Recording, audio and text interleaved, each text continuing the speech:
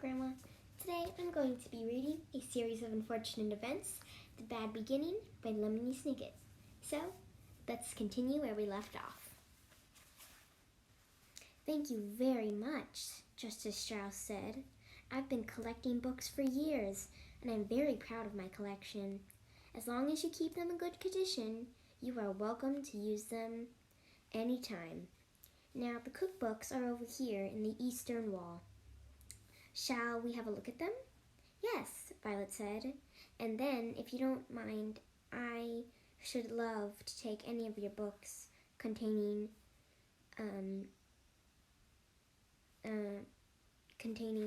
medical engineering. Okay. In inventing things is my great interest, and I would like to look at the books on wolves, said Klaus. Recently, I've been fascinated by the subject of wild animals in North America. Book, Sunny shrieked, which meant, please don't forget to pick out a picture book for me. Justice Strauss smiled. It is a pleasure to see young people interested in books, she said. But first, I think we better find a good recipe, don't you? The children agreed.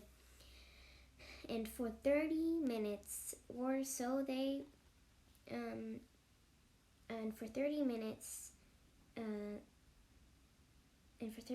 they looked through several cooking books until that Justice Strauss recommended.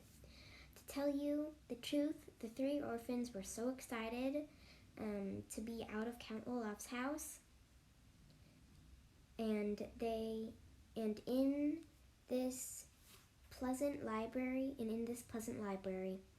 that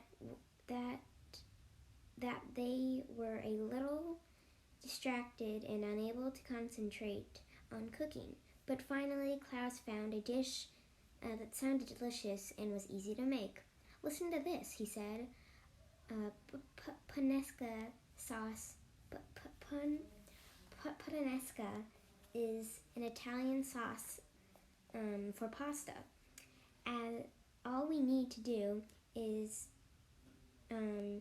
get olives, capers, anchovies, garlic, chopped parsley, and tomatoes to mix them up in a pot and prepare spaghetti to go with it. That sounds easy, Violet agreed. And the Baudelaire orphans looked at one another, perhaps with the kind Justice Strauss and her library right next door. The children could prepare pleasant lives for themselves as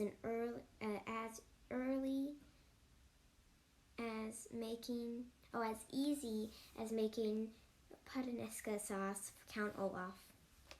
Chapter 4.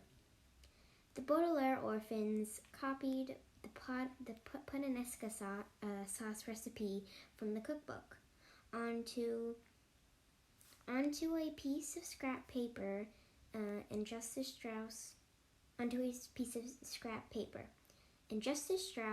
was kind enough to escort them to the market to buy the necessary ingredients. Count Olaf had not left them very much money, but the children were able to buy everything they needed. From a street vendor, they purchased olives after tasting several varieties and choosing their favorites. At the pasta store, they selected interestingly shaped noodles and asked the woman running the store the proper amount for 13 people. The 10 people Count Olaf invited, and the three of them.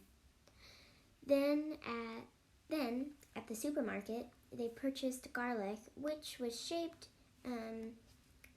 sharp tasting. they also bought anchovies, which were small and salty fish, capers, which are flower buds off a small shrub and taste marvelous, and tomatoes, which are actually fruits and not vegetables. Most people think they're vegetables. They thought it would be proper to serve dessert, and they bought several envelopes of pudding mix. Perhaps the orphans thought if they made a delicious meal, Count Olaf might be a little kinder to them. Well, thanks for watching. I'll see you next time. Bye!